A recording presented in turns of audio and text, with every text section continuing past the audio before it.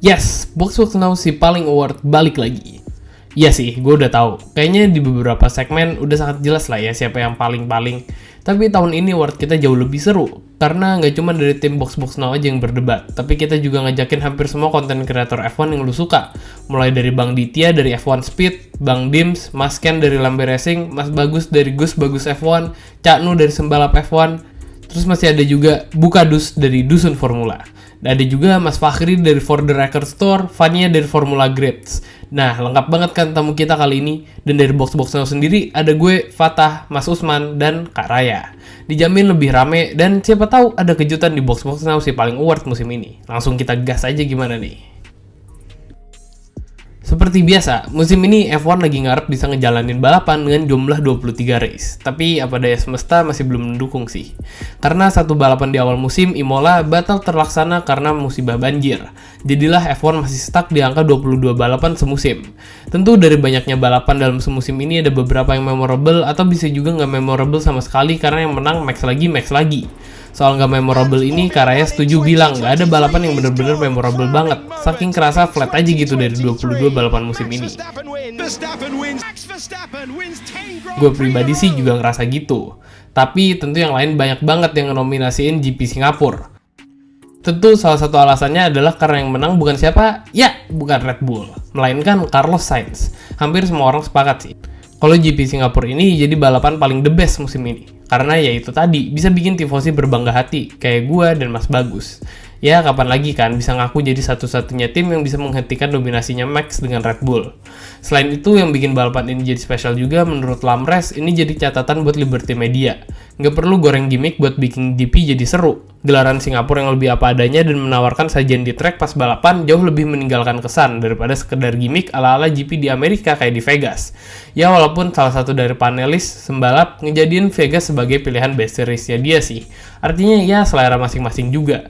Tapi overall Singapura jadi lebih spesial karena GP ini ngasih tensi yang pas di sepanjang balapan. Jadi nggak yang cuma start atau belakangnya aja yang seru. Seenggaknya ya inilah yang dinotis sama Bang Dims, F1 Speed, dan Lamres. Paling kalau ada suara beda soal balapan terbaik datang dari Bukadus yang emang pendukung satu kubu tertentu. Bukadus sendiri milih balapan GP Spanyol sama GP Qatar sebagai balapan paling the best. Karena disinilah ayangnya George Russell bisa tampil hebat dan dapat podium di salah satu balapan itu. Fania juga milih GP Spanyol ini sebagai balapan paling the best karena bisa ngelihat Mercedes double podium di sini. Ya agak bias sih, tapi nggak apa-apa, kan bebas, namanya juga opini. Tapi dari sini overall semuanya sepakat sih. Kalau GP Singapura terpilih jadi GP paling the best buat musim ini. Dan ingat, bukan cuma karena yang menang bukan Red Bull loh ya, enggak. Tapi emang karena seru, bahkan sampai lap terakhir. Pelajaran yang bisa kita ambil dari musim ini adalah kita jadi lebih sering ngedengerin lagu Wilhelmus ketimbang Indonesia Raya. Karena kalau Indonesia belum tentu seminggu kita ngedengerin. Ya kecuali mungkin di tempat lu kerja atau di tempat lu sekolah masih upacara tiap minggu ya. Tapi kalau Wilhelmus hampir tiap minggu kita denger pas balapan F1. Memori kita soal musim 2023 kemarin ini kebanyakan emang ditutupin sama bayang-bayang lagu Wilhelmus dan podcast Verstappen. Tapi ternyata tetap aja sih, ada beberapa momen yang memorable juga di luar rutinitas mingguan fans F1 musim ini.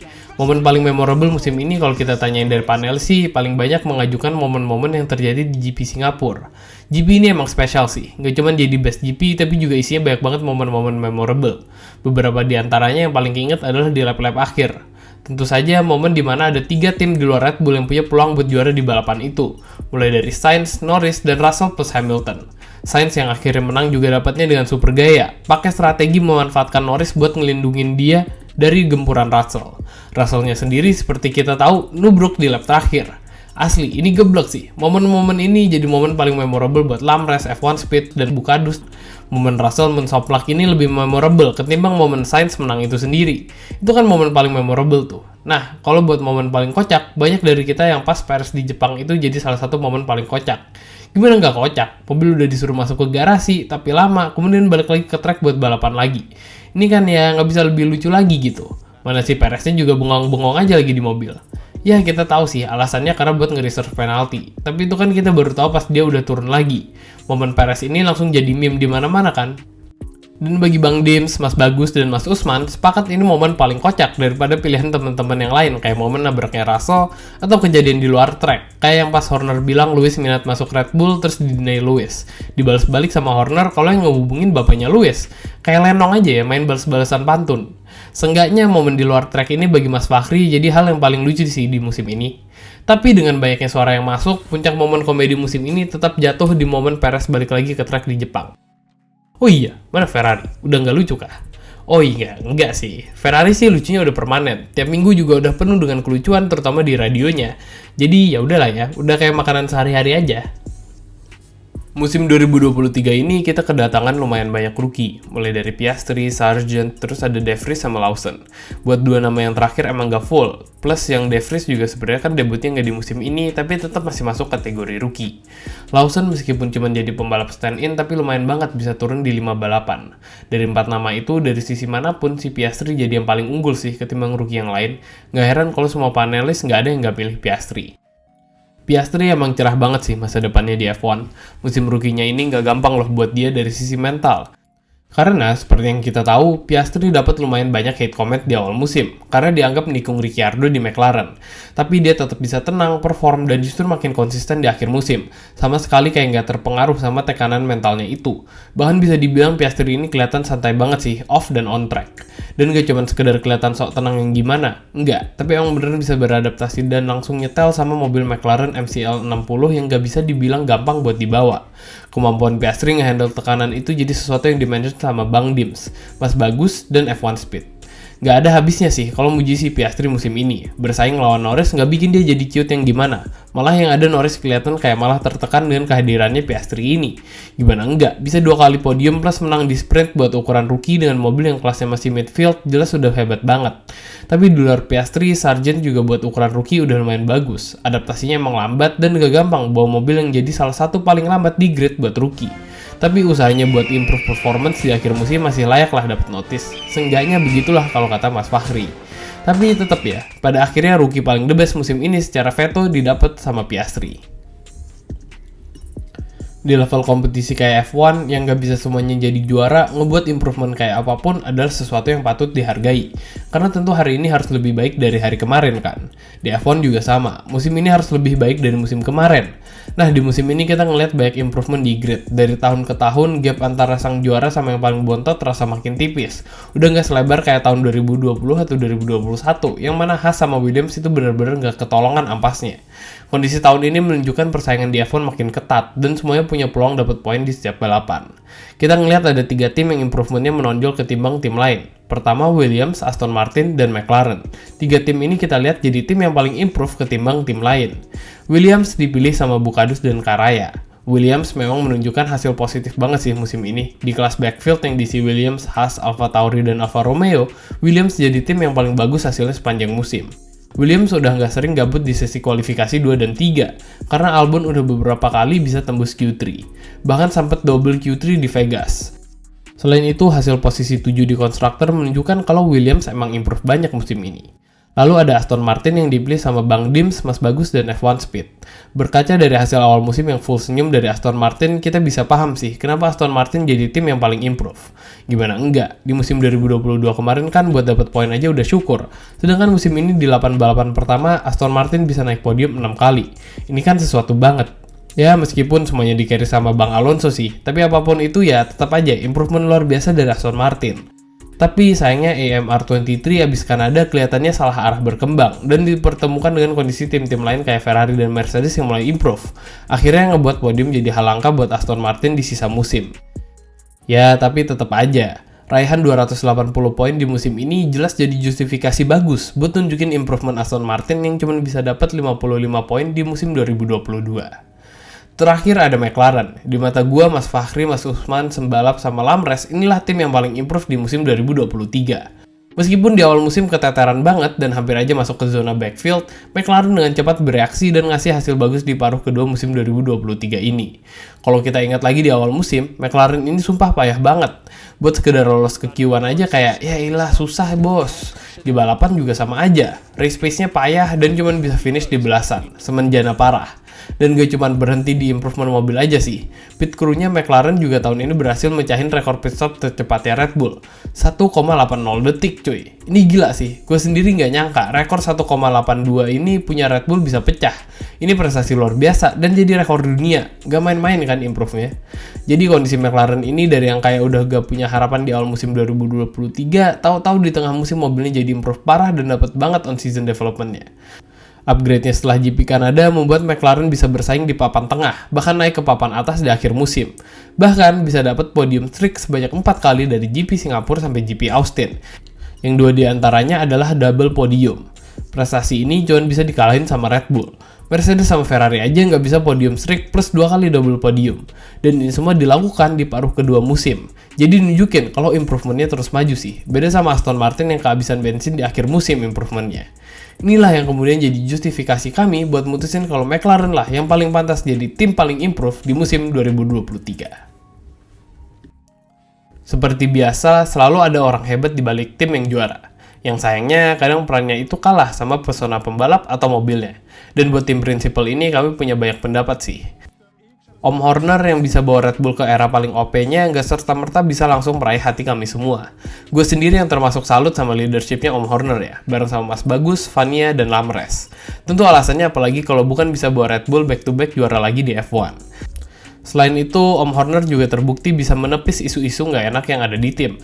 Kayak misalnya ngurusin Mbah Helmut yang masih suka ngomong semaunya, terus masih suportif ke Ceko yang udah mulai keteteran di tim, dan tentu memastikan timnya bisa ngedeliver hasil yang ditargetin, juara konstruktor dan pembalap. Ini kan bukan kerjaan yang gampang ya. Nama yang lain yang kenotis juga ada Om Stella, pilihannya F1 Speed, yang kagum karena bisa cepat beradaptasi meskipun baru jadi tim prinsipal di musim ini.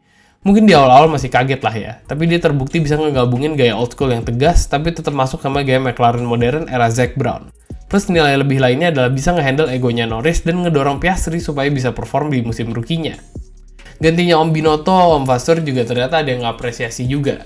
Gue sih sebagai tifosi ya biasa aja lah ya sama Om Vasseur, tapi buat Mas Fakhri sih enggak. Musim pertama Om Vasseur bareng Ferrari udah cukup ngebuat optimisme tetap bertumbuh. Mas Fakhri yakin kalau Om Vasseur bisa ngebawa Ferrari ke arah yang lebih baik ke depannya. Dan seperti biasa, masih ada musim depan buat Ferrari. Tenang aja. Nama terakhir yang banyak dapat apresiasi adalah James Vowles, tim prinsipal barunya Williams.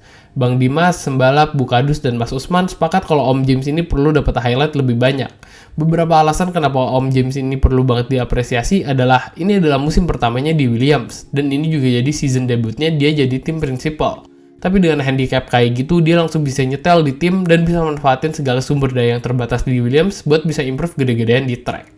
Di bawah leadershipnya Om James ini, Williams jadi kayak punya karisma lebih di paddock. Jauh lah kalau dibandingin sama pas masih dipegang Jost Capito. Lebih kerasa gitu aura tim prinsipalnya.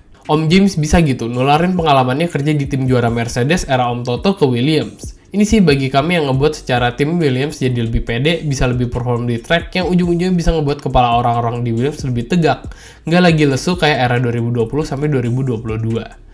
Pada akhirnya dengan handicap yang dimiliki Om James dan pertimbangan beberapa kondisi, ngebuat tim prinsipal paling the best musim ini lebih pantas disematkan buat Om James Vowles. Nggak bisa bohong kalau musim ini Red Bull emang gila-gilaan parah sih. Dari segi manapun ini tim emang OP. Hampir nggak ada celahnya dan hasil di track juga udah nunjukin itu semua. Mau lu sebut juga ada semua di tim ini. Strategi mantap, komunikasi antar pembalap dan tim engineer gacor, pit stop gacor, debat regulasi gacor, mobil gacor, pembalap gacor. Gue mau ngomong apa lagi? Total domination lah pokoknya. Bahkan dominasinya ini udah masuk level yang gak sopan. Ya lu lihat aja, 21 dari 22 balapan semuanya dimenangin sama Red Bull. Era dominasi Mercedes aja gak sampai gini-gini banget.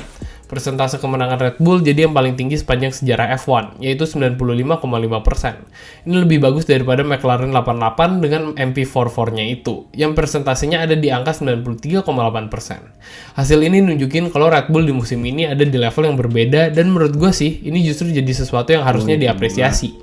Karena mungkin dominasi kayak gini bisa jadi sulit terulang lagi. Tentu malah bisa ya 100% win percentage-nya.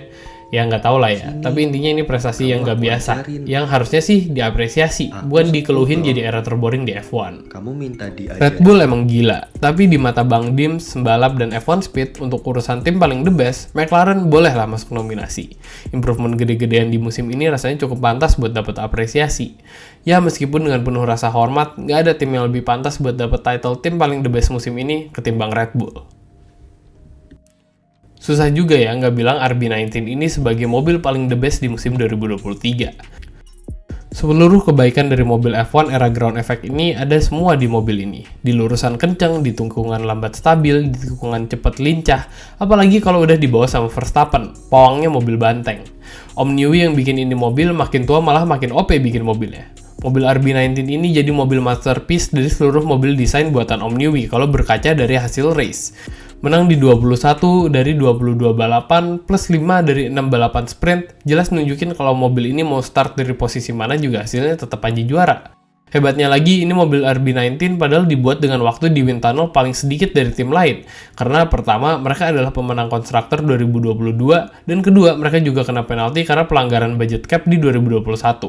Ini ngebuat Red Bull cuma punya waktu 756 jam penggunaan wind tunnel. Buat perbandingan, tim papan tengah kayak McLaren, Aston Martin, itu dapat waktu 1000 jam lebih. Lumayan kan selisihnya? Tapi ya mau disunat kayak apa juga nggak ngaruh sih. Kalau yang ngedesain Om Newey, si airbender itu sendiri. Yang konon katanya udah bisa ngelihat aliran angin tanpa harus pakai wind tunnel. Wallahu alam lah ya. Ya intinya sih kami semua sepakat. Nggak ada yang bilang enggak. RB19 lah mobil paling the best musim ini. Bahkan mungkin nggak cuma di musim ini aja ya. RB19 udah pantas. Jadi salah satu mobil F1 terbaik sepanjang masa. Ya, buat kategori driver lu udah tahu kan siapa yang jadi paling the best? Masa nggak tahu? Sekarang saatnya kita mendengarkan lagu kebangsaan Belanda Wilhelmus van Nassau.